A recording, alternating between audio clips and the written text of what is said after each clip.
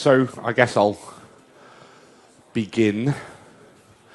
The last time I was in a lecture theatre was about 3 weeks ago in University College London. I was lecturing on the postgrad software engineering course. Half the class was asleep most of the time. So how many students do we have in the room?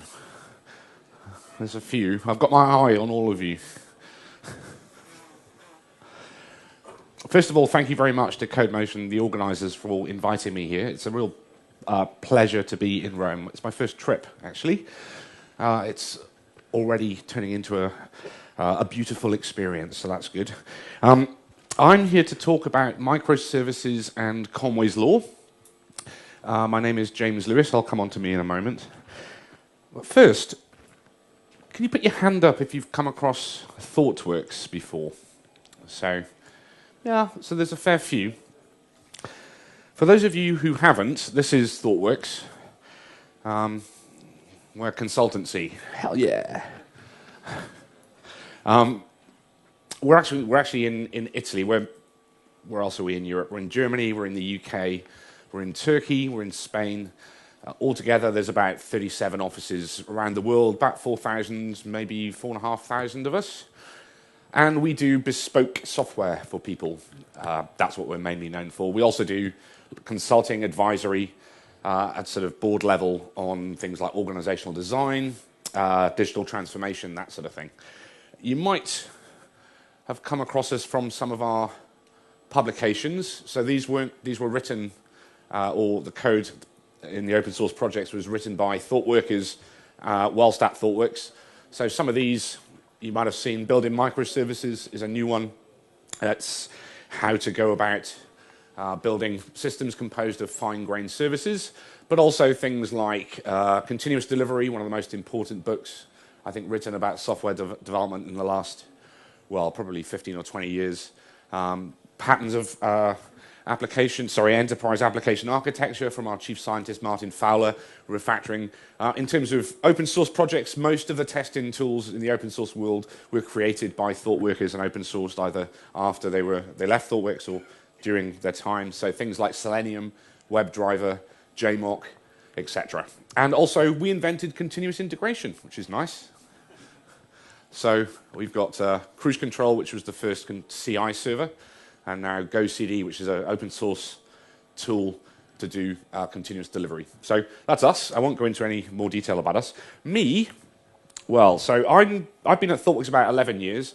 I describe myself usually as a sort of coding architect, or I guess you could sort of say grey-bearded engineer, mainly because I have a grey beard, but also because I've been in the industry for about over 20 years now. I've seen lots of trends come and go, and as part of my experiences, some years ago, I spent some time with Martin Fowler and wrote this paper on microservices, so the definition of what microservices are. It's quite nice. I got to go and have a sleepover at Martin Fowler's house in Boston. It's true. I took my pajamas and spent a week with Martin. And obviously, microservices are a pretty big deal these days. Lots of people are talking about them. And in general, people talk about the first of our characteristics that we list, componentization via services, which is, a valid thing to talk about, how to compose systems of small services. But I'm here today really to talk about a few of the other characteristics, the ones that aren't often or are less often talked about. So specifically, a bit around this idea of organization around business capabilities and products, not projects. So that's me. That's ThoughtWorks. Should we get on with the actual content? I suppose that would be a good idea. Who's come across Conway's law before? Hands up. So quite a few people. So back in 1968, Melvin Conway, he's a lovely chap. He observed, based on work in information theory, that the way we build software is closely aligned with how the teams that build the software are structured. That's simply what he said. This is the exact quote. Organizations which design systems are constrained to produce designs which are copies of the communication structures of those organizations. And this is to do with how communication happens between people when they're building software. If it's more difficult to communicate, if there's less bandwidth available, so across team, organizational, or country boundaries, all right, you get more cohesion. But if you've got people talking a lot, high bandwidth communication, then you get more coupling. So essentially he says that the way our software looks, the design of our software over time will tend towards the way our teams are structured. So if you've got a database team, a middleware team, a services team, and a UI team, you will end up with a fat UI, fat service, middleware databases. All right, this is just how it goes. So I like to think of, he's not in, he sometimes appears at big conferences. Mel? No? Okay, good. Because this is kind of how I think of Melvin Conway. I think he's like one of the Muppets from the Muppet Show, right? He's sitting on the balcony, like Statler and Waldorf, sitting on the balcony laughing at us, all right? Like they do in the Muppet Show.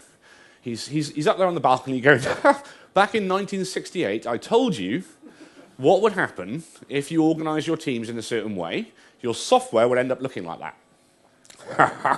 Look at them, the idiots. I include myself in this.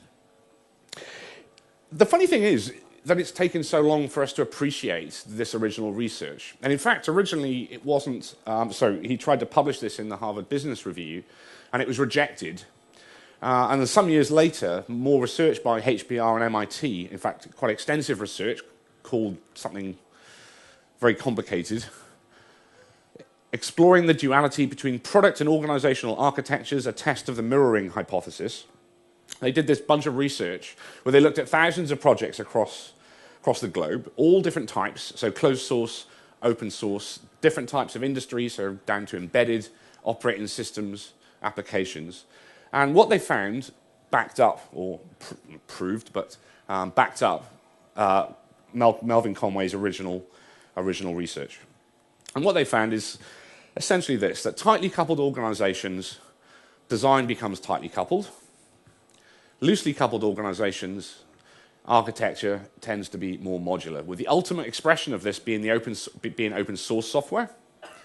They found that open source software is often much more modular than software built by organizations and enterprises because of the nature of the way the teams work. So as I say, these are the characteristics of microservices, and I'm going to be talking a bit about these.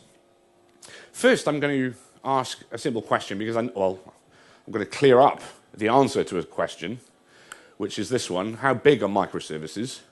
I often get asked this, so I put this in just to clear that up. My answer to that is, if you've got a normal service, that's about that big, right? So normal service, then a microservice is about 1,000th of the size. It's that big. So that's all clear, right? Yeah. Yeah, clear as mud. Well, that's good. So I'm done now. I'm going to go home. Thanks.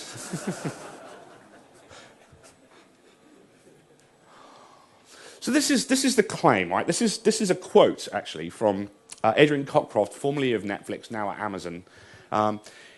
He said the reason Netflix builds microservices is because they want to be able to go as fast as possible. Right? To do that, you need microservices. They should be cheap to replace. We should be able to throw them away, right? Rebuild, not maintain them. Quick to scale, so we should be able to create lots of them in lots of different places. And they should be resilient in the face of imperfect networks. So my favorite line about this is, the internet is not a 5 nines fabric. We need to design for failure.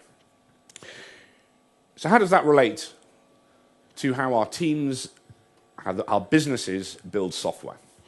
I'm going to show you a few examples from a typical company. This is me amalgamating lots of companies together. So a typical company, often you're organized around these sort of functional role-based silos, right? Testing, project management,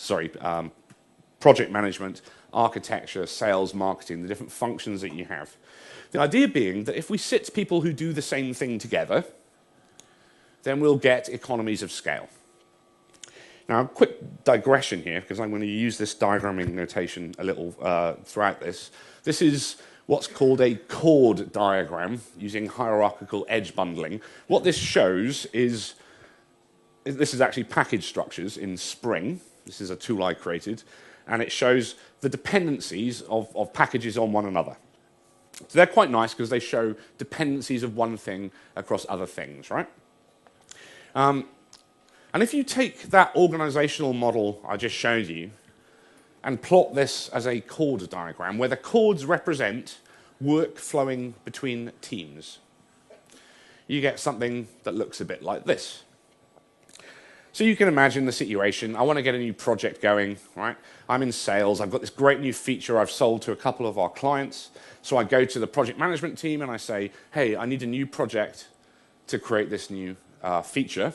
The project managers say, okay, that's great. We'll create some requirements. So we ask the analysts to create some requirements. So you get to go to the analysts. After the analysts have finished, you go to architecture to do some design. The architects hand it over to the developers to, quote, do the work. Right? The simple bit of typing, that's easy. The developers say, well, we can't do this in this state because the laws of physics don't allow it, so they hand it back to the architects. The architects then hand it back to the developers, etc., etc., etc. So what you get as work flows around this is lots of handoffs between teams. Lots of handoffs between teams. This is a real diagram of this sort of thing from a different perspective, from an organization I worked at some years ago. If you see on this, there's roles down one side, time is going along the x-axis, and you can see, you can see all the handoffs and kind of things that have been created, designs, high-level designs, etc. This bit here, this is that tappity-tap bit, right? This is actually writing some code. And I sort of see this sort of approach to building software, kind of like the game Snakes and Ladders, right?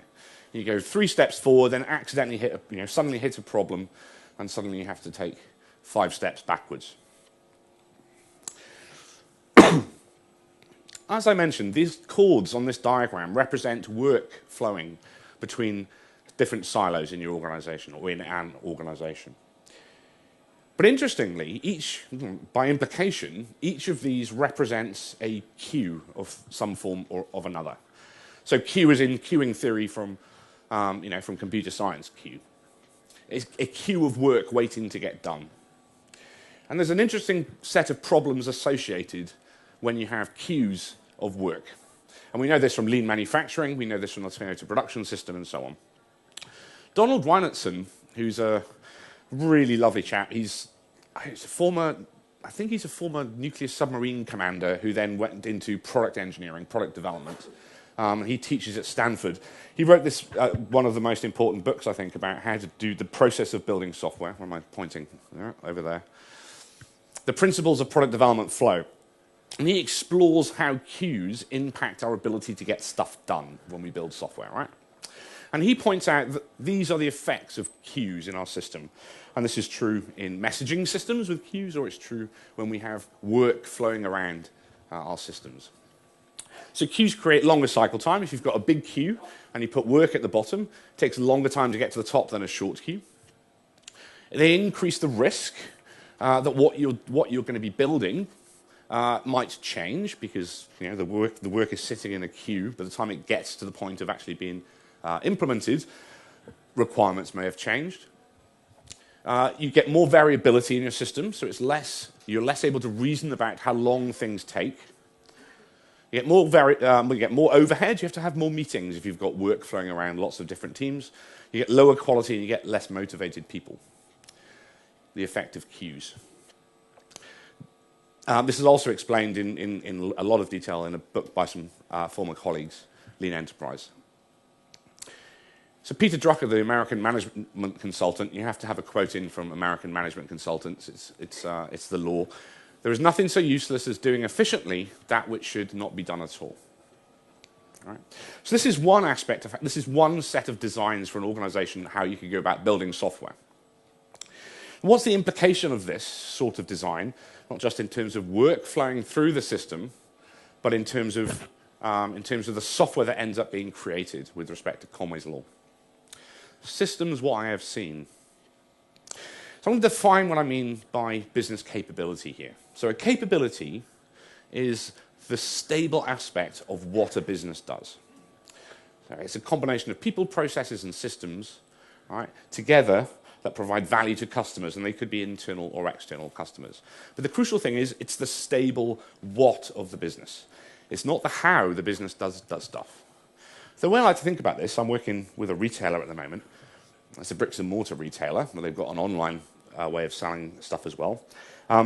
They need to deliver stuff, right? They've got products they need to deliver to shops, to warehouses, or now to people, right? Direct to their homes because they're buying online. The fact that they always need to do that delivering stuff means that that's a fairly stable part of their business. It's a capability, right? Now, the business process might change of how they deliver stuff. It might be that they want to flex using different suppliers. It might be that, well, all of a sudden they have to deliver straight to the home. It might be click and collect, all these different new approaches, but they're still delivering stuff. So the idea behind building our own business capabilities is that we should organize our businesses around these very stable aspects of their structure, rather than the business processes which can change. The what of the business. Often you see sort of capabilities being built by very large teams. And this is an example from a ticketing agency that I worked with some time ago. They had one big team over in India that was delivering the delivering stuff capability. They had another big team in London doing the selling stuff, so building the website and this kind of thing. And between them, because there was a big gulf of space, as in continents, they had this kind of message passing systems. They had a bus, and when something was sold, a message would go onto the bus and it would come off the other side and stuff would be delivered. Really nicely decoupled and cohesive around these two capabilities, selling and delivering. One of the problems that they had, though, was even though they were decoupled at that sort of scale, right, and they were cohesive around these capabilities, they were using this idea of project thinking over product thinking or service thinking.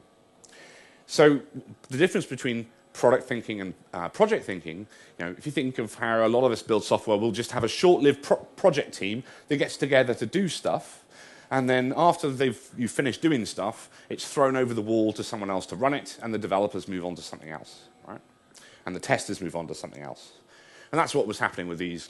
Inside these capabilities, little projects were being set up to do one particular thing, another little thing, and the developers were popping into the code, using the path of lowest resistance, making the change as quickly as they could, and then they ended up inside these nicely decoupled capabilities with horribly tangled services. So whilst they were decoupled at the sort of macro scale in terms of the capabilities, inside these capabilities, because the developers were just popping into the code, doing a little bit of stuff, and then no one had any ownership of anything, they ended up being very tightly coupled, very difficult to change. So a small change to one of these things would end up rippling across all of them, things like APIs and so on. This is an example of another sort of thing you find with project thinking, and also tightly coupled uncohesive systems, is this idea of things like regret. We'll be sort of agile, we'll have some sprints or iterations, but then we have to do all this performance testing at the end, 6 weeks of it, or 6 weeks of regression testing, 6 weeks of acceptance testing, deployment testing. It's quite nice standing here, being at the front, because I can see people going, yeah, that's me. And what's the problem with this, actually? The problem with this sort of approach is the length of time it takes to actually get work done is constrained by this, right? So if this is 6 weeks, it's going to, even if a change takes 1 hour, it's always going to be 6 weeks plus an hour. You're never going to get shorter than that. It sucks. So this is another kind of pernicious problem when you get this sort of project team thinking. And it's that we have to test everything all together. Right? We have to do an integration test that covers all of our systems. So you end up with these different services that have their nice build pipelines, and then they all have to fan into this idea of end-to-end testing. And of course, what you do here is you create a lock. You create contention on your integration environments and so on. And then you have this idea of deploying everything all at once, changes backing up before having to wait for a release train to be deployed. This is what we sort of talk about as the distributed monolith. And this is not as fast as possible, right? This is a recipe for a nervous breakdown. This is basically running more and more small mini waterfalls because our organizations aren't structured correctly to produce the software that allow us to go fast and deliver value. Ha ha ha ha ha, says Melvin Conway. Yes, 1968. I told you all this. So what might good look like? Because, after all, we've experienced these problems, I'm sure, in many organizations. What might good look like? It's no use me just giving you problems and not solutions. Does anyone know what this is? Hand up. You got one at the back? Yes. Is it a virus? It is a virus. In fact, it's the Ebola virus. That's a picture of the Ebola virus, an electron microscope. So we're going to take a quick segue now into how hospitals are structured. So this is Pauline Kafaki. She's a nurse who contracted Ebola whilst working in Africa a few years ago, was flown home, was treated at a hospital called the Royal London, at the Royal Free Hospital in London. This is the team that treated her. And I got to thinking, right? Because obviously, they saved her life, essentially, her and the other two people they treated, by basically providing a lot of support. So I was thinking, in order to successfully treat someone with a massively aggressive illness like Ebola, massively aggressive infectious disease, how do these organizations structure themselves to be able to respond really quickly to change, right? To change in circumstances. And I thought, traditionally they'd sort of look like this, right? If they were built around the same model that we use to build software. And consequently, they'd have all these queues, all this delay as work was handed off between different departments, blood tests ordered, x-rays, all this sort of stuff. And that got me thinking, if you need to make changes really, really, really rapidly, what do? And this is a picture of something called the OODA loop. So observe, orient, decide, act. This was developed as a response to US fighter pilots losing their dogfighting skills, bizarrely, by a guy called Colonel John Boyd, and it's become the de facto mechanism by which our military, most of the Western armed forces, make decisions about things like procuring hardware and so on. You want to have the ability to execute the observe, orient, decide, act loop as quickly as possible. And if you do that as a fighter pilot, you will win in a dogfight. If you do that in a hospital, you've got more likelihood of success treating an infectious disease like Ebola. So this is the team that treated Pauline Kafaki. There's quite a few of them, 33 or so. These red stars represent the clinicians, so the doctors and nurses involved. All right? The rest of them, which is 2/3, right, double the number of clinicians, are the people around them helping. So it's, there's things like hospital porters, there are deep cleaning specialists, there are finance people, there are all the roles, essentially, that are needed to minimize the amount of queues in their system so they can make decisions really, really quickly.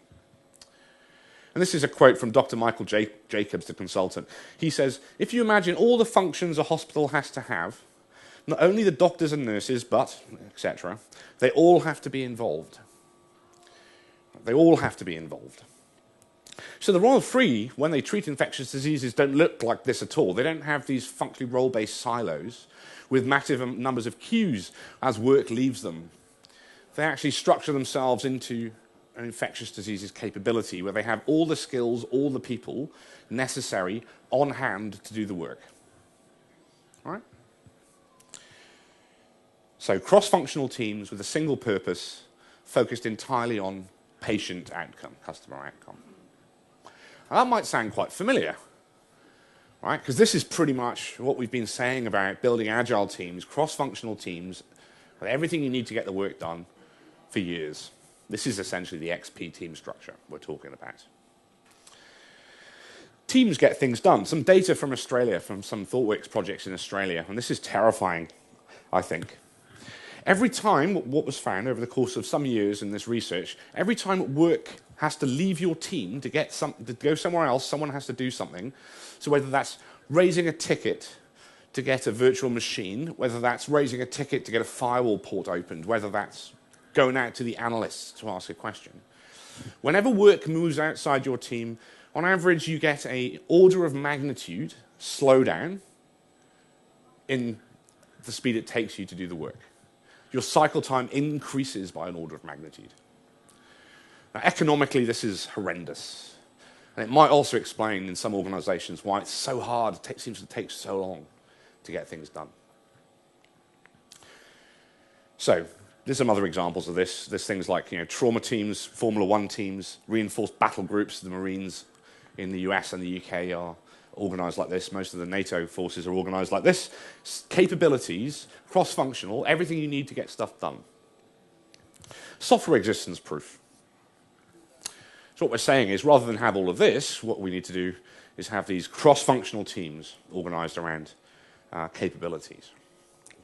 So this is from an insurance company I worked at. When we went in, there was a big monolithic .NET application, big monolithic SQL Server database. There was actually some data services in the middle, and they were having issues with this, right? So they were finding it really difficult to actually work on the different products that they were selling independently.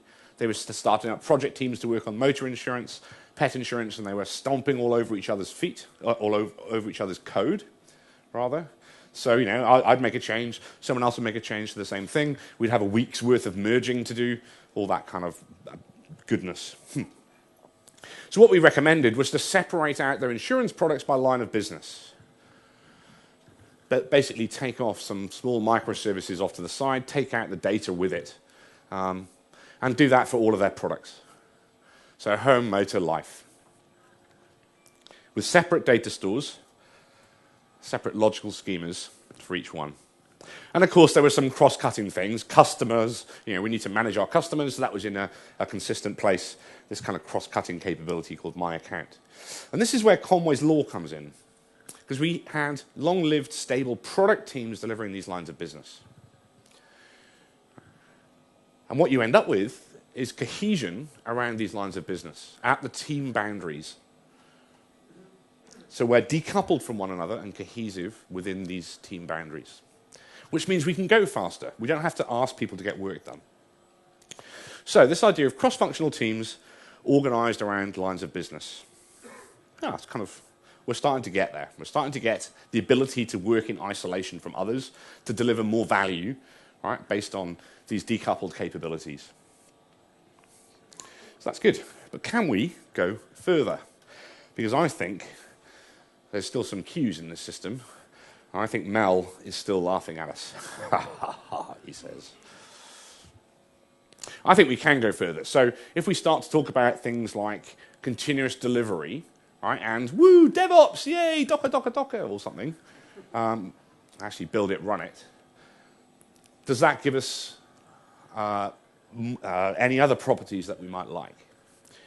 So what we're saying is essentially, if you give those teams not just the ability to build the software, but also to operate that software, to deploy that software, to test that software, we essentially sort of subsume some of our operations functions, application operations, say, into these teams. You have these sort of build it, run it teams. So we've reduced another set of dependencies between teams. We've removed another set of queues, right, with a corresponding increase in cycle time. It's kind of nice. Yay. And that's what we did at this insurance organization. Each of these teams had the ability to do everything. So they could deploy the software as well as build the software. They would operate it. They would monitor it. They would be the people getting out of bed at 3 a.m. Which, interestingly, has a psychological effect because, I'm going to build software differently if it's me getting up other than the poor people in operations, So that's good. We've got this far fewer queues in our system. But can we go further than this? I think we can. And so does Michael Jacobs, the doctor I referenced earlier. He doesn't say, if you imagine all the functions a hospital has to have, they all have to be involved except the ones that are not clinical, right? He says all the functions, the porters, the finance people, the cleaners, everyone. So what does that mean for organizations, big enterprises? Well, it means getting rid of some of these queues. That's the only place to go. says, can we actually bring our business functions inside our cross-functional build it, run it teams? And this is very similar to the Spotify model. They talk about squads, chapters, guilds, and tribes, right? This is saying it's not just software delivery people and operations people in these teams. You should structure your organization such that your salespeople, your marketing people, they're all assigned to these product lines as well. They don't live in their own separate sales and marketing function. The people in charge of selling home insurance, they sit with the home insurance developers. And this is how investment banks, front office, are structured too. So we have this idea of market segments, a big organization, market segments composed of value streams, composed of teams. So as you sort of go down through these organizational structures, they're concentric. And the business people live in these as well. And this is where many organizations are going. Each team owns one or more services. Each team at that bottom level, 10 to 20 people, XP size, multiples of 200. This is Dunbar's number, the number of connections you can hold in your head at any one point. And you should scale in multiples of that. And this is another thing interesting related to communication. Some research by a guy called Thomas Allen in 1977, going back a bit again. So he found that communication frequency varies inversely with the square of distance. The closer you are to someone, the more likely you are to talk to them. So if you don't like someone, sit them a long way away from you, basically. What this means is, if we want cohesive teams, which means cohesive software, the people building that should be as close together as they can be, which has implications if you think about it for things like working from home and distributed teams.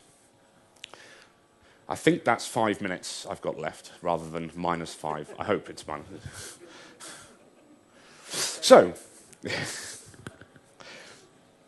what I'm saying is, as you've got these concentric team structures, you chunk up from team to value stream to market segment, up to organization. We can use Conway's law, right? And I'm using these teams, these structures, synonymously with the software that the people are building. As you chunk up, we can use Conway's law to create more decoupled software. And we can use Alan's research to work out where to sit people building the software to preserve low coupling and high cohesion. And also, whenever work leaves your team, there's a cost. So, chunking up from microservices to teams to value streams to market segments to organizations, practice onion. I think I need a better name. Haha. My hypothesis, right, we're in a university, I can do the science, rub science on it. My hypothesis is if you structure your teams this way, you can make different decisions about how you build software.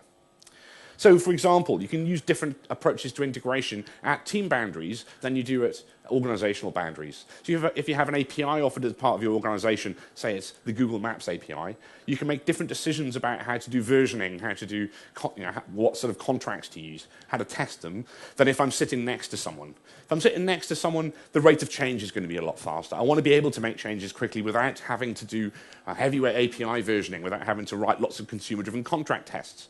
But I might want to do that across team boundaries. So between value streams, you might want to use things like, semantic versioning, contract testing, tolerant readers. Within your team, between teams, you might want to use these things as well. But within your team, maybe you don't want to do these more heavyweight approaches to integration. Use patterns and conversational change. Hey, I'm going to make that change. Do you mind updating your software? So thoughts to finish. I appreciate this is architecture, organizational design in a nutshell, right? And this has wide implications, actually, for how we structure our businesses. But I hope I've given you a flavor of why I think that these two characteristics of microservices are important. Because the organizations that are successfully delivering value with microservices use all of these characteristics, not just the componentization. So the inverse Conway maneuver from my friend Evan. Design the organization you want, the architecture will follow, kicking and screaming. That's the definition of the inverse Conway maneuver. So finally, I think Conway's law sends us signals. All right, we've got this idea of, if you're constantly ordering work across team boundaries, maybe that's a signal from from Conway's law. If you're splitting stories between teams, user stories or requirements, signal from Conway's law. If you're moving and having to move people around a lot, signal from Conway's law. And if you're deploying in lockstep, I think this is a signal from Conway's law. Similarly, fan-in for end-to-end testing. And also that this idea, which I think is crucial in terms of organizational structure and therefore software architecture, because they are the same. There is a high cost associated with work leaving your teams. So raising tickets with platform teams, handing off work to other departments, and constantly starting and stopping projects. This costs just real money, proper money. So I'm going to finally finish with the last word, with an email. So in this email, hello James. I've recently come upon your presentations go faster than your competitors and how I finally stopped worrying and learnt to love Conway's law. No, I'm not sitting in the balcony laughing. I'm sitting at my computer learning from you, and your depiction of me as a Muppets figure helps to keep me humble. Keep up the good work. And that was from Melvin Conway. So Mel thinks I'm right. Thank you very much.